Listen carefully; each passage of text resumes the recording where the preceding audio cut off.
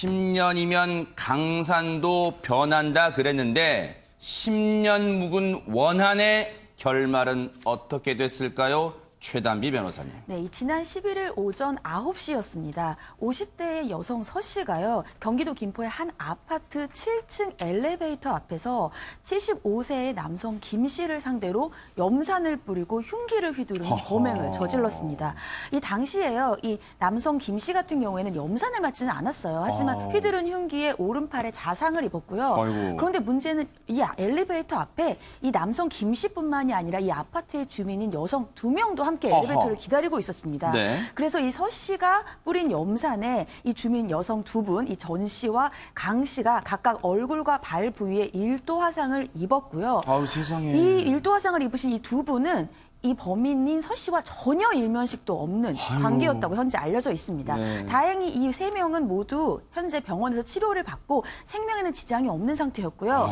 이 범인이 서 씨 옥상으로 달아났지만 출동한 경찰에 의해서 체포돼서 현재에는 특수 상해 혐의로 조사를 받고 있습니다. 아 정말 김윤희 프로파일러님 이거 염산 테러인가잖아요. 염산 테러. 네, 염산 테러죠. 네. 이 인연이요 정확하게 11년 전으로 갑니다. 아하. 이들은 고용 관계였는데요. 네. 피의자 서 씨가 그 피해자 김 씨가 운영하는 학원의 그 원장으로 취직이 된 겁니다. 네. 근데 2018년에 난 금전적 피해도 받고 정신적 피해도 봤으니까 이를 보상해달라고 하면서 자신의 어머니를 통해서 그 피해자 김 씨한테 보상을 요구를 한 거죠. 아하. 근데 피해자 김 씨는 오히려 이런 부분에 대해서는 그럼 난 법적으로 나가겠다. 네. 그래서 고소를 한 겁니다. 아하. 근데 그러면서 서 씨의 어머니가 벌금형을 받은 거예요. 그 부분에 대해서 협박으로. 협박죄로. 네, 그렇기 때문에 벌금형을 받았기 때문에 앙심을 품은 거죠. 네. 그래서 그 피의자 서 씨는요, 염산 1리터의 병하고요. 네. 그다음에 흉기를 들고 찾아갑니다. 하하. 그래서 초인종을 누릅니다. 김 씨 네. 피해자 집에.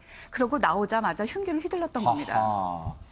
자신이 뭔가 이 학원, 애초에 50대 여성이요.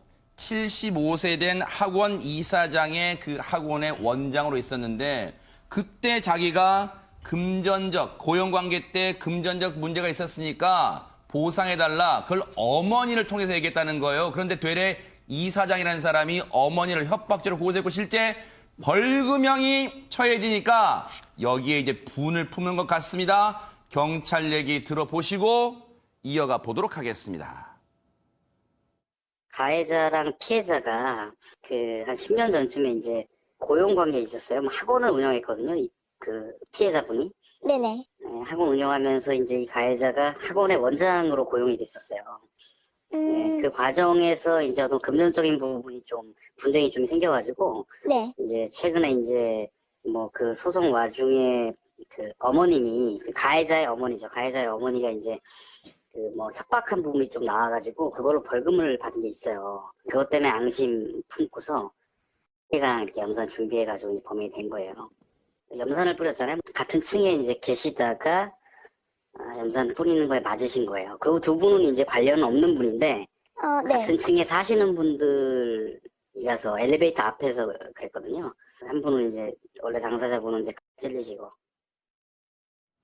그런데 이인철 변호사님, 네. 애초에 이 50대 여성, 그러니까 이 협박죄로 고소를 당한 여성의 따님이 되겠죠? 이 사람은 그때 학원에 그 원장으로 있을 때 무슨 피해를 봤다는 걸고 지금 나온 건 되게 두루뭉술해요, 그냥. 그러니까 뭐 제 추측이긴 하지만 네. 뭐 일을 하면서 여러 가지 부당한 대우를 당했다. 뭐 갑질일 수도 있고 아하. 뭐 여러 가지 이제 구체적인 사실 나오지 않았지만 그런 정신적인 피해를 당했다고 주장을 했습니다. 그래서 거기에 대한 뭐 소송이 어떻게 되는지는 나오지 않는데요. 아마 제 생각에는 이 여성이 자신이 충분히 그 억울한 거를 뭐 보상을 받지 못했다 이렇게 이제 생각하는 것 같아요. 그래서 이제 11년이 지나서 이제 이렇게 염산을 뿌리고 이제 이런 범행을 했는데 네. 이거 굉장히 안타까운 일이고 이렇게 하면 절대 안 되는 거죠. 아하. 이건 일종의 사적 보복이거든요. 네. 아무리 억울한 일이 있어도 법대로 해야 됩니다. 법대로 하면 시간도 오래 걸리고 설령 조금 본인에게 억울한 일이 발생할 수가 있어요. 하지만 그렇다고 하더라도 절대 사적 보복을 하면 오히려 본인이 그러니까요. 가해자가 될 수가 있고요. 네. 아니 또 생각해보세요. 염산을 맞은 이 주민들은 또 얼마나 억울합니까? 그러네요. 그럼 이 사람이 억울하면 또 이 여자한테 염산을 뿌려야 되나요? 아하. 말이 안 되는 거지 않습니까? 그러니까요. 항상 법대로 한다 이렇게 생각하시면 됩니다. 정말 그도 그럴 것이요. 그 당시에 엘리베이터 앞에 있었던 이 여성과는 일면식도 없던 주민분들 두 분요, 지금 화상을 입으셨어요. 얼굴과 다리 등에요.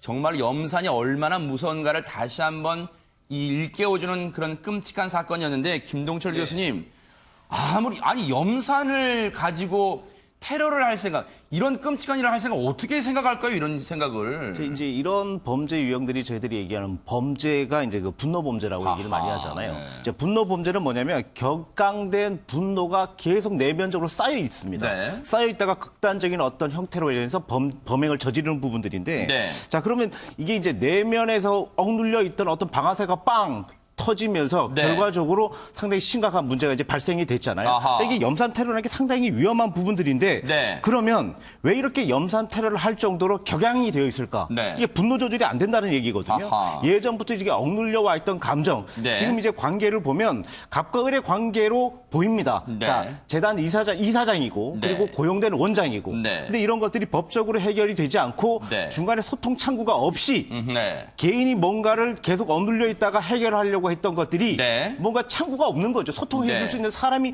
없다 보니 네. 뭔가를 만든 것이 이렇게 어떻게 보면 이제 분노가 폭발이 돼서 이런 네. 아주 끔찍한 문제가 만들어졌다 얘기할 수는 있겠죠. 네, 당시에 이런 끔찍한 범행을 저지르고 신고를 받고 출동한 경찰이 이 사람을 아파트 20층 옥상에서 검거를 했는데요.